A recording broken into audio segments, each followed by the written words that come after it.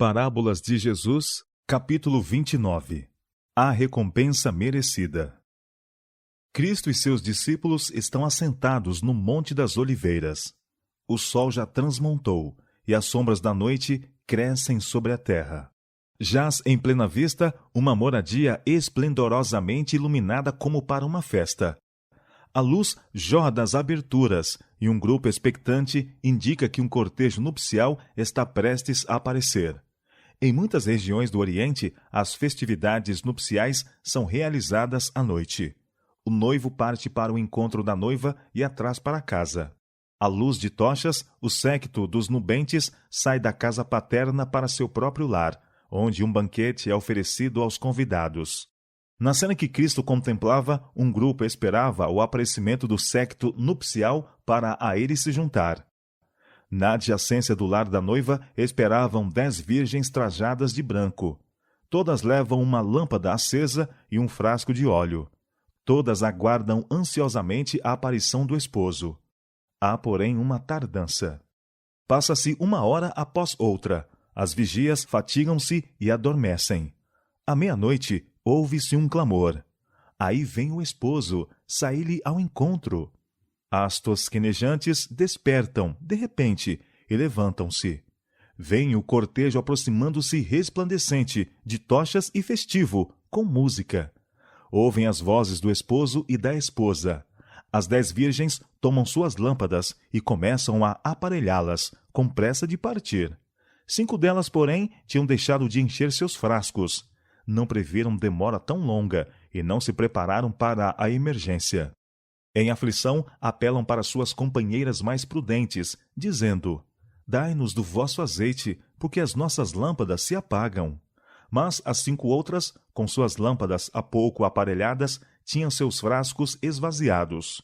Não tinham óleo de sobra, e respondem: Não seja caso que nos falte a nós e a vós, e diante aos que vendem, e comprai-o para vós. Enquanto foi comprar, o séquito foi-se e as deixou. As 5, com as lâmpadas acesas, se uniram à multidão. Entraram na casa com um cortejo nupcial e fechou-se a porta. Quando as virgens loucas chegaram à entrada da casa do banquete, receberam uma recusa inesperada. O anfitrião declarou: Não vos conheço. Foram abandonadas ao relento, na rua solitária, nas trevas da noite. Quando Cristo, sentado, contemplava o grupo que aguardava o esposo, contou aos discípulos a história das 10 virgens, ilustrando, pela experiência delas, a da igreja que viveria justamente antes de sua segunda vinda. Os 2 grupos de vigias representam as 2 classes que professam estar à espera de seu Senhor. São chamadas virgens, porque professam fé pura. As lâmpadas representam a palavra de Deus. Diz o salmista: Lâmpada para os pés é a tua palavra, e luz para o meu caminho. Salmo 119, verso 105. O óleo é o símbolo do Espírito Santo. Assim é representado o Espírito na profecia de Zacarias. Tornou o anjo que falava comigo, diz ele, e me despertou, como a um homem que é desperto do seu sono, e me disse: Que vês? E eu disse: Óleo, e eis um castiçal todo de ouro, e um vaso de azeite no cimo, com suas 7 lâmpadas, e cada lâmpada posta no cimo tinha 7 canudos, e por cima dele 2 oliveiras, uma à direita do vaso de azeite e outra à sua esquerda. E falei e disse ao anjo que falava comigo, dizendo: Senhor meu, que é isto? E respondeu e me falou, dizendo: É a palavra do Senhor a Zorobabel, dizendo: Não por força, nem por violência, mas pelo meu espírito, diz o Senhor dos Exércitos. E falando-lhe outra vez, disse: Que são aqueles 2 raminhos de oliveira que estão junto aos 2 tubos de ouro, e que vertem de si ouro? Então ele disse: Estes são os 2 filhos do óleo, que estão diante do Senhor de toda a terra. Zacarias capítulo 4, versos 1 a 14. Das 2 oliveiras, o dourado óleo era vazado pelos tubos de ouro nas taças do castiçal, e daí nas lâmpadas de ouro que alumiavam o santuário. Assim, dos santos que estão na presença de Deus, seu espírito é comunicado a instrumentalidades humanas que são consagradas para o seu serviço. A missão dos dois ungidos é comunicar ao povo de Deus aquela graça celestial que somente pode fazer de sua palavra uma lâmpada para os pés e uma luz para o caminho. Não por força, nem por violência, mas pelo meu Espírito, diz o Senhor dos Exércitos. Zacarias capítulo 4, verso 6. Na parábola, todas as 10 virgens saíram ao encontro do esposo. Todas tinham lâmpadas e frascos. Por algum tempo, não se notava diferença entre elas. Assim é com a igreja que vive justamente antes da segunda vinda de Cristo. Todos têm conhecimento das Escrituras, todos ouviram a mensagem da proximidade da volta de Cristo e confiantemente esperam sua aparição. Como na parábola, porém, assim é agora. Há um tempo de espera. A fé é provada, e quando se ouvir o clamor, aí vem o esposo, saí-lhe ao encontro. Muitos não estarão preparados. Não têm óleo em seus vasos, nem em suas lâmpadas. Estão destituídos do Espírito Santo. Sem o Espírito de Deus, de nada vale o conhecimento da palavra. A teoria da verdade não acompanhada do Espírito Santo não pode vivificar a alma, nem santificar o coração. Pode estar-se familiarizado com os mandamentos e promessas da Bíblia, mas se o Espírito de Deus não introduzir a verdade no íntimo, o caráter não será transformado. Sem a iluminação do Espírito, os homens não estão aptos para distinguir a verdade do erro e serão presa das tentações sutis de Satanás. A classe representada pelas virgens loucas não é hipócrita. Tem consideração pela verdade. Advogaram-na. São atraídos aos que creem na verdade, mas não se entregam à operação do Espírito Santo. Não caíram sobre a rocha, que é Cristo Jesus, e não permitiram que sua velha natureza fosse quebrantada. Essa classe é representada também pelos ouvintes comparados ao pedregal.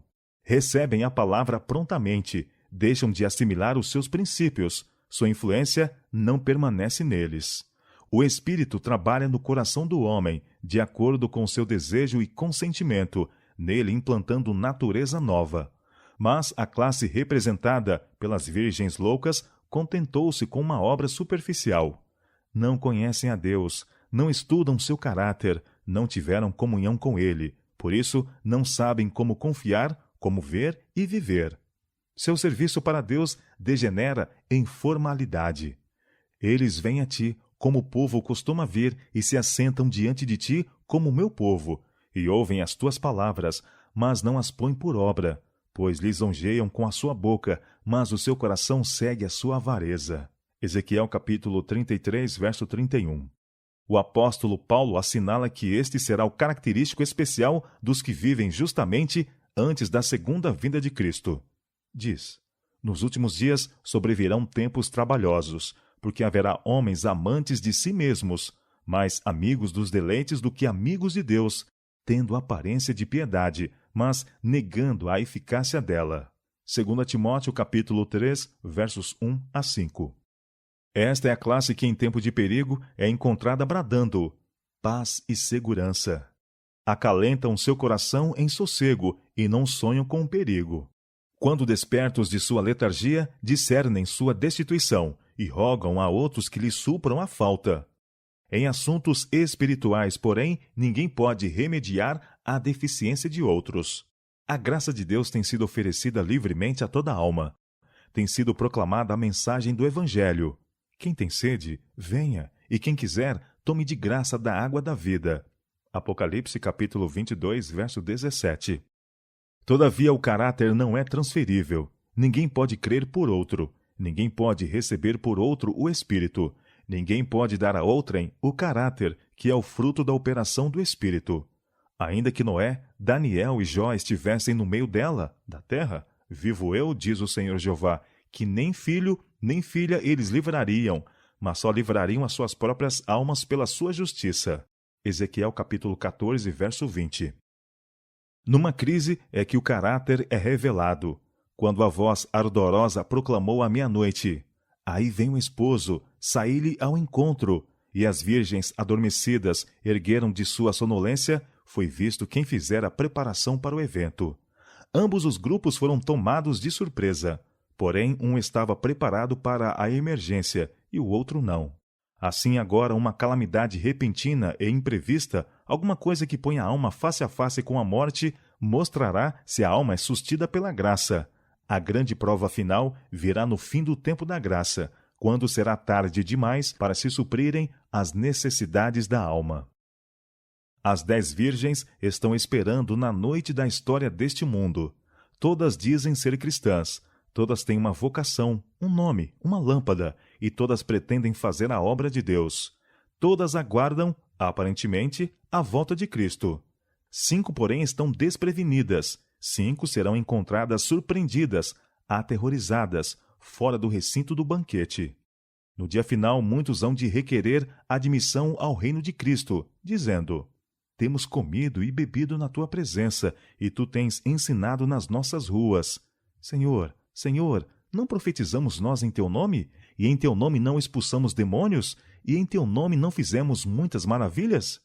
Mas a resposta será: digo-vos que não sei de onde vós sois. Apartai-vos de mim. Lucas capítulo 13, verso 26 e 27. E Mateus capítulo 7, verso 22. Nesta vida não tiveram comunhão com Cristo, por isso não conhecem a linguagem do céu. São estranhos às suas alegrias. Porque qual dos homens sabe as coisas do homem, senão o espírito do homem, que nele está? Assim também ninguém sabe as coisas de Deus, senão o Espírito de Deus. 1 Coríntios capítulo 2, verso 11. As palavras mais tristes que caíram em ouvidos mortais são aquelas da sentença: não vos conheço. Unicamente a comunhão do Espírito que você desprezou poderia uni-lo à hoste jubilosa que estará no banquete das bodas.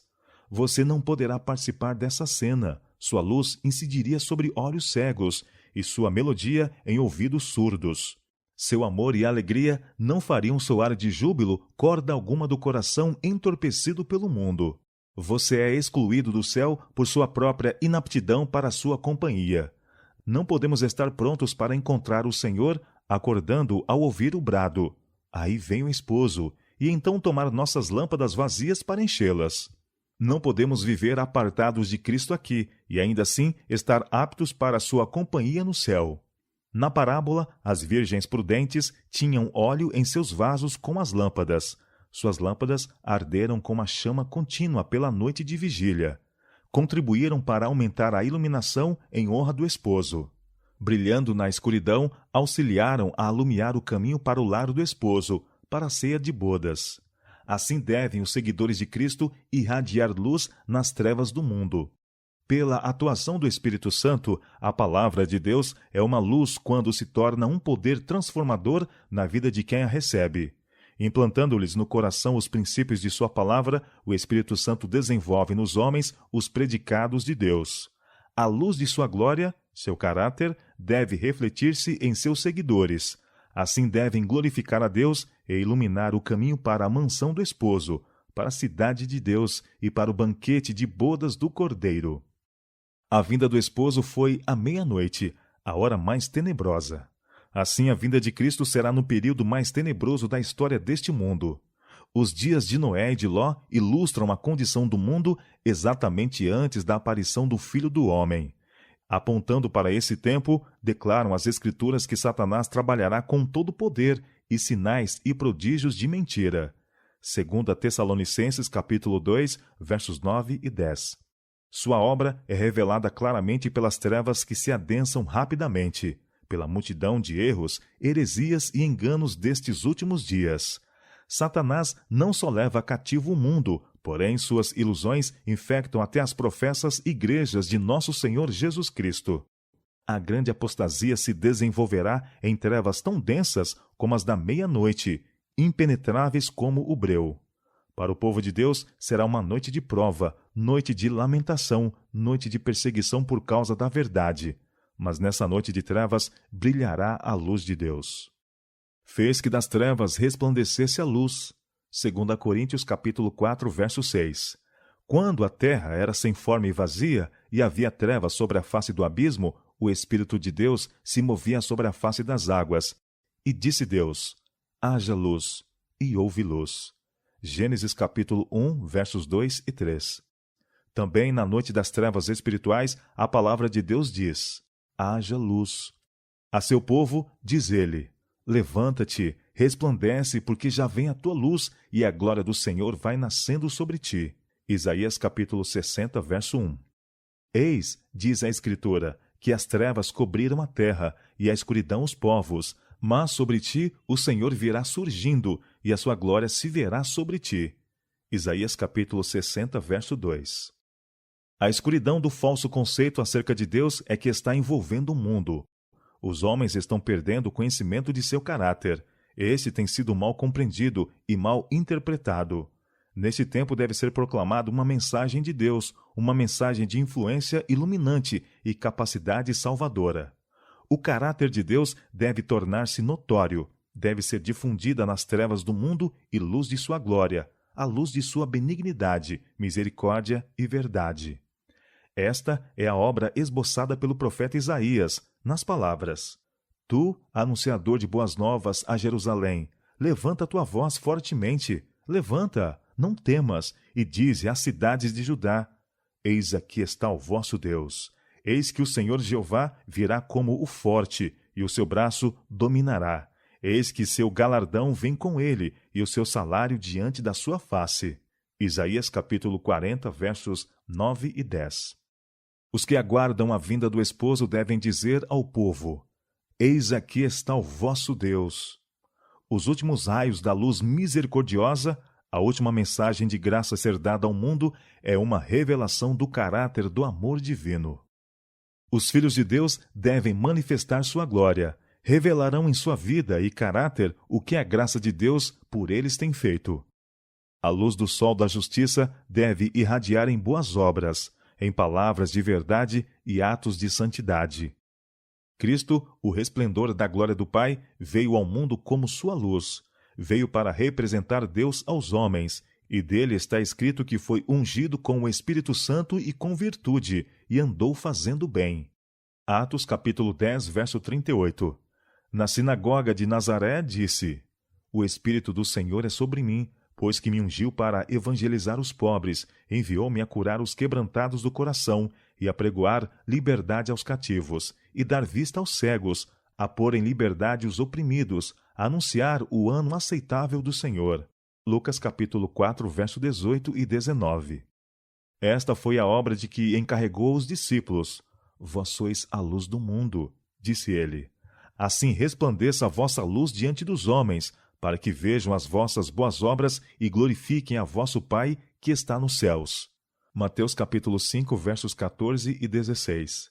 Esta é a obra que o profeta Isaías descreve dizendo: Porventura, não é também que repartas o teu pão com o faminto e recolhas em casa os pobres desterrados? E vendo nu o cubras? E não te escondas da tua carne? Então romperá a tua luz como a alva, e a tua cura apressadamente brotará. E a tua justiça irá diante da tua face, e a glória do Senhor será a tua retaguarda. Isaías capítulo 58, versos 7 e 8. Assim, pois, a glória de Deus deve brilhar mediante sua igreja na noite de trevas espirituais, soerguendo os oprimidos e confortando os que choram. Em todo o nosso redor ouvem-se os gemidos de um mundo de aflições. Em todos os lados há necessitados e miseráveis. Nosso dever é auxiliar, aliviar e abrandar as agruras e misérias da vida. O serviço prático será muito mais eficiente do que meramente pregar sermões. Devemos alimentar o faminto, vestir o nu e asilar o desabrigado. E somos chamados para fazer mais do que isto. As necessidades da alma, só o amor de Cristo pode satisfazer. Se Cristo em nós habitar, nosso coração estará cheio de simpatia divina. Abrir-se-ão as fontes cerradas do zeloso amor cristão. Deus requer não somente as nossas dádivas para os necessitados, mas também nosso semblante amável, nossas palavras de esperança, nosso cordial aperto de mão. Quando curava os doentes, Cristo punha sobre ele as mãos. Também devemos chegar-nos em contato íntimo com quem procuramos beneficiar. Muitos há que não têm mais esperança. Dê-lhes novamente a luz do sol. Muitos perderam o ânimo. Diga-lhes palavras de conforto. Ore por eles. Aos que carecem do pão da vida, leia-lhes da palavra de Deus. Muitos padecem de uma enfermidade da alma que bálsamo nenhum pode restaurar, médico algum curar. Ore por essas almas, Encaminha-as a Jesus. Conte-lhes que há um bálsamo e um médico em Gileade. A luz é uma bênção, bênção universal que difunde seus tesouros sobre um mundo ingrato, ímpio e desmoralizado. Assim é com a luz do sol da justiça. Envolta como está, nas trevas do pecado, aflição e padecimento, toda a terra precisa ser iluminada com o conhecimento do amor de Deus. Nenhuma seita, casta ou classe deve ser privada da luz que refugie do trono celeste. A mensagem de esperança e misericórdia tem que ser levada aos confins da terra. Quem quiser pode aproximar-se, tomar do poder de Deus e fazer paz com Ele, e Ele fará paz. Não mais devem os pagãos estar envoltos em trevas da meia-noite. A escuridão deve desaparecer diante dos fulgurantes raios do sol da justiça. O poder do inferno será vencido. Mas ninguém pode dar aquilo que não possui. Na obra de Deus, a humanidade nada pode originar. Ninguém pode, por seus próprios esforços, tornar-se para Deus um portador de luz. Vertido pelos mensageiros celestes nos tubos de ouro, para ser conduzido do áureo vaso às lâmpadas do santuário, o dourado óleo produzia luz contínua, clara e brilhante. O amor de Deus, continuamente transmitido ao homem, é que o habilita a comunicar luz. O áureo óleo do amor corre livremente no coração de todos os que pela fé estão unidos a Deus, para resplandecer novamente em boas obras, em serviço real e sincero para Ele. Na grande e incomensurável dádiva do Espírito Santo estão contidos todos os recursos celestes. Não é por qualquer restrição da parte de Deus que as riquezas de sua graça não afluem para os homens, neste mundo. Se todos recebessem de bom grado, todos seriam cheios de seu Espírito. Toda alma tem o privilégio de ser um conduto vivo, pelo qual Deus pode comunicar ao mundo os tesouros de sua graça, as insondáveis riquezas de Cristo. Nada há que Cristo mais deseje do que agentes que representem ao mundo seu espírito e caráter. Não há nada de que o mundo mais necessite que da manifestação do amor do Salvador, mediante a humanidade. Todo o céu está à espera de condutos pelos quais possa ser vertido o óleo santo para ser uma alegria e bênção para os corações humanos. Cristo tomou todas as providências para que sua igreja seja um corpo transformado, iluminado pela luz do mundo, possuindo a glória de Emanuel. É seu propósito que cada cristão esteja envolto numa atmosfera espiritual de luz e paz. Deseja que revelemos em nossa vida a sua própria alegria. A habitação do Espírito em nós será manifestada pelo amor celestial que de nós dimanará. A plenitude divina fluirá pelo consagrado agente humano para ser partilhado com outros. O sol da justiça traz salvação debaixo das suas asas. Malaquias capítulo 4, verso 2. Assim, todo verdadeiro discípulo deve difundir uma influência de vida, ânimo, auxílio e verdadeira salvação. A religião de Cristo significa mais que o perdão dos pecados. Significa remover nossos pecados e encher o vácuo com as graças do Espírito Santo. Significa iluminação divina e regozijo em Deus. Significa um coração despojado do próprio eu e abençoado pela presença de Cristo. Quando Cristo reina na alma, há pureza e libertação do pecado. A glória, a plenitude, a perfeição do plano do Evangelho são cumpridas na vida. A aceitação do Salvador traz paz perfeita, perfeito amor, segurança perfeita.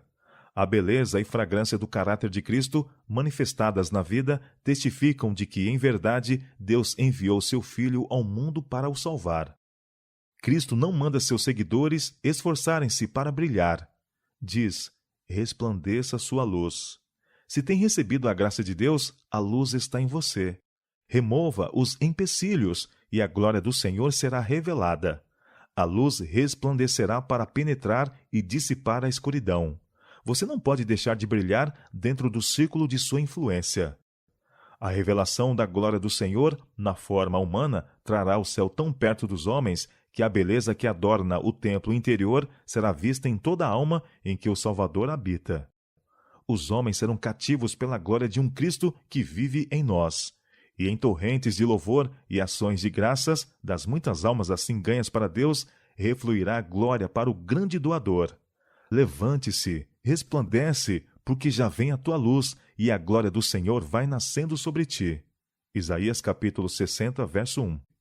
Esta mensagem é dada aos que saem ao encontro do esposo. Cristo vem com poder e grande glória.